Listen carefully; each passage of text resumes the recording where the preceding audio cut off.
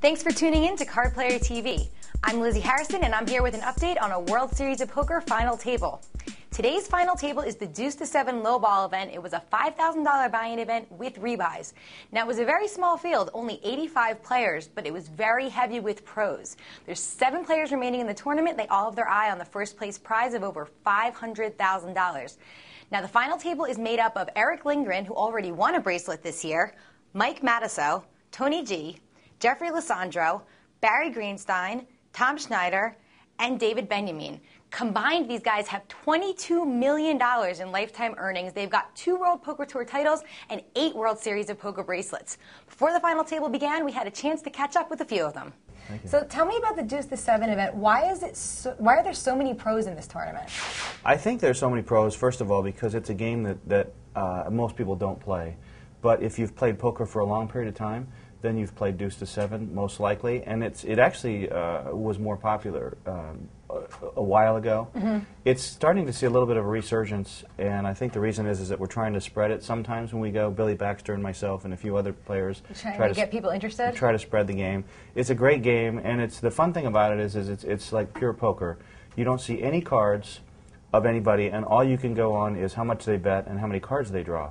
So you're really trying to, it's a very instinctual game as opposed to a mathematical, so to speak.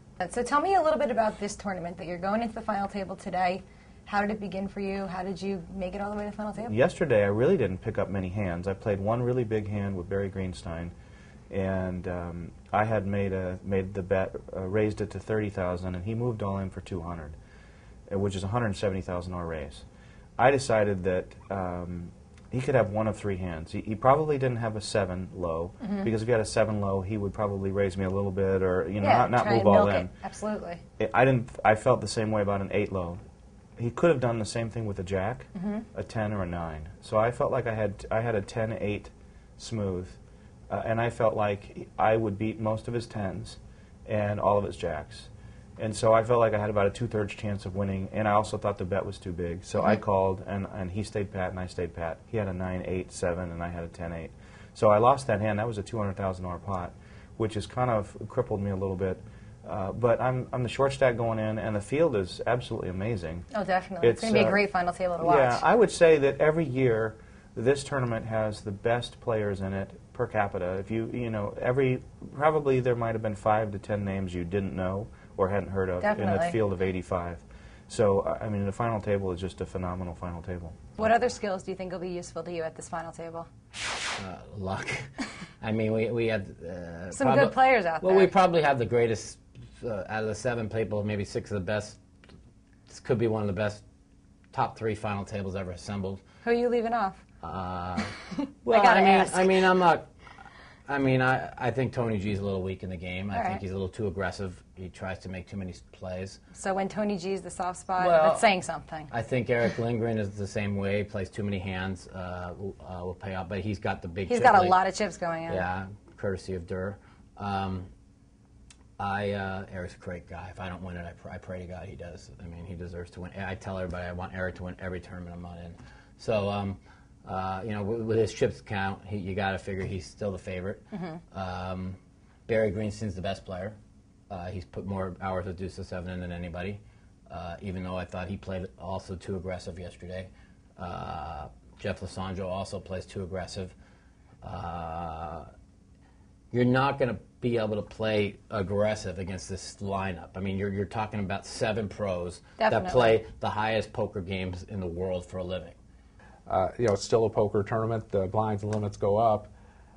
So I'm sure I'll have to get lucky, and what will often happen is someone's going to have, you're going to see situations where 2 people have pat 9s, which at this stage will mean that all the money's going in the middle, no matter who holds them, and one 9 will be better than the other, and that guy will win. So there's, it's kind of like the analogies to the ace-king against 2 queens in no limit hold'em, where the money goes in and someone wins, someone loses. So since none of the cards are seen, or you can't see your opponent's cards, does bluffing come into play even more so than in like no limit hold'em or hold'em games? No, if you guys are watching, I never bluff. Okay, I will always be there like a bear. There's no reason to call me down. So no, bluffing doesn't come into play at all in any form of poker that I'm involved in. I understand, but for other players, do they bluff? For other players, I think they do. They decide to bluff or bet the second best hand. I don't know why. Low ball is a more mathematical game where it's really more analogous to things we see on game theory, where there's a certain percentage of your bad hands you bluff. Usually you're in between hands, you don't bet and have to decide whether to catch the other guy bluffing. And your good hands, you bet, often the same amount as the bad hands that you'll bluff. But there's still a lot of poker involved where you have to gauge whether it's someone who, if you check to them, is going to bet when you're out of position. And you see that happening very frequently in deuce to seven. You check good hands to try to induce bluffs from your opponents. Okay. So let's talk about today's final table. Is there anyone you think is the biggest threat, other than yourself? Who do you think is the best deuce to seven player at the table? Well, they're all, like I said, they're all good players. Absolutely. And so, I wouldn't want to say any one of them is better than the other. Eric is obviously the biggest threat. Over because a he million has, chips yeah, going because in. he's double the chip leader, and we know Eric's a good player. He's got a good vibe going. He's already won a bracelet. He's feeling really confident. I feel good that Eric's on my right. I think that probably helps me out. And I'm certainly not in my mind. I hardly even remember who's at the final table. I know they're all decent players who've played. You, Eric, Mike Matasso, Tony G's there. There's a lot of guys. So I pretty much put them all in the same. They're all good poker players. Yeah, they're all decent poker players. I kind of feel like they're playing my game and not theirs, which gives me an advantage. But I have to really reckon with all of them, and each one of them has certain idiosyncrasies.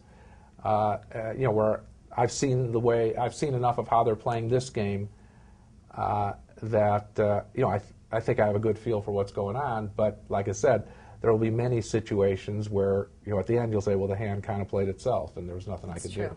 Well, hopefully, when that hand comes up, I'm on the good side of it. You can rely on cardplayer.com to find out who's going to win the Deuce to Seven lowball bracelet tonight at the Rio.